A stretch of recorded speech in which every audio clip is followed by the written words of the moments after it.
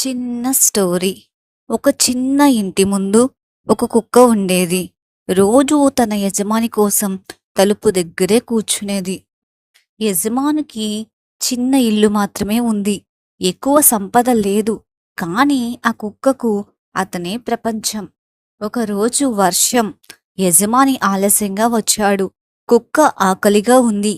తడిసిపోయింది. అయినా అది ఫిర్యాదు చేయలేదు. కేవలం తోక ఊపింది. కళ్ళల్లో ఆనందం. యజమాని అనుకున్నాడు, ఇది నన్ను ఏమి అడగడం లేదు, ఉన్నదానికే సంతోషపడుతుంది. అప్పుడే అతనికి అర్థమయ్యింది, మన జీవితంలో లేని వాటిని చూసి బాధపడతాం, ఉన్న వాటికి కృతజ్ఞత చెప్పడం మర్చిపోతాం. బైబిల్లో ఇలా ఉంది, ప్రతి దానిలో కృతజ్ఞత చెల్లించుడి, ఇదే క్రీస్తు యేసులో మీ విషయమై దేవుని చిత్తము. 1వ దశలోనికైలకు 5:18. చిన్న ప్రార్థన.